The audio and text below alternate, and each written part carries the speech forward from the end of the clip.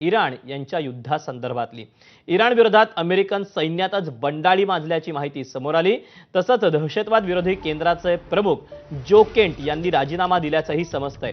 इराणकडून अमेरिकेला तातडीचा धोका नव्हता, तसंच युद्ध सुरू होण्यामागे इस्रायलचा दबाव कारणीभूत असल्याचा आरोप जो केंट यांनी केल्याचं समजतंय। जो केंट यांनी डोनाल्ड ट्रम्प यांना पत्र लिहून युद्धाबाबत नाराजी व्यक्त केल्याचंही कळतंय। तर अमेरिकेच्या संरक्षण विभागानं महत्त्वाची माहिती दिली। पेंटागनकडून जारी करण्यात आलेल्या निवेदनानुसार या संघर्षात आतापर्यंत अमेरिकेचे सुमारे 200 सैनिक हे जखमी झाले आहेत। ज्या अमेरिकेनं युद्धाला सुरुवात केली तीच अमेरिका सातत्यानं आपली भूमिका बदलताना दिसते। कालपर्यंत चीन आणि जपानला मदतीसाठी साकडं घालणाऱ्या ट्रम्प यांनी आता कोलांटुडी घेतली। चीन आणि जपानच्या मदतीची गरज नसल्याचं ट्रम्प यांनी म्हटलं। कालच्या पत्रकार परिषदेत सर्वांनी मिळून हॉर्मुझची सामुद्रधुनीचं पेट्रोलिंग करू अशी भाषा ट्रम्प करत होते, तर आता आमचं लष्कर सर्वात शक्तिशाली असून कुणाचीही गरज नसल्याची भाषा त्यांनी सुरू केली। त्यामुळे सध्या तरी ट्रम्प हे युद्ध थांबवण्याच्या कोणत्याही मनस्थितीत नसल्याचं दिसून येत आहे।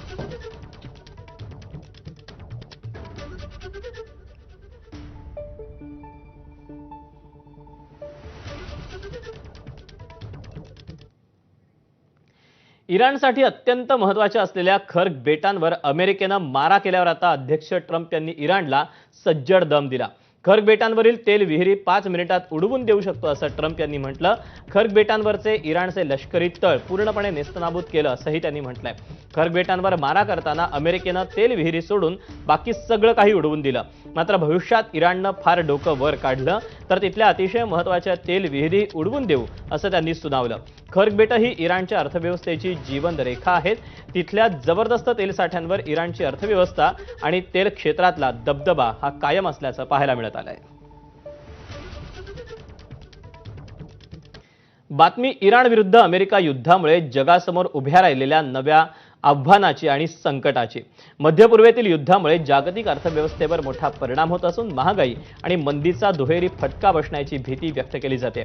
जगाच्या अर्थव्यवस्थेला तब्बल $2 ट्रिलियन म्हणजे अंदाजे 166 लाख कोटी रुपयांपर्यंतचा फटका बसण्याचा अंदाज अभ्यासकांनी व्यक्त केला। धक्कादायक म्हणजे भारतावरही याचा मोठा परिणाम होतोय, कारण देशात मोठ्या प्रमाणात तेल आयात केलं जातं। त्यामुळे भारताचे $5 ट्रिलियन अर्थव्यवस्थेचं स्वप्न हे धोक्यात आलंय।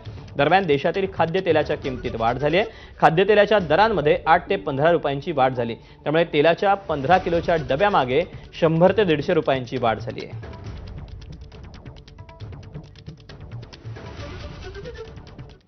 दरम्यान कोणत्या क्षेत्रावर सध्या महागाईचं मंदीचं सावट आहे, संकट आहे, आपण जाणून घेऊया। पेट्रोल डिझेल हवाई इंधनात 30 ते 50% वाढ झालेली आहे।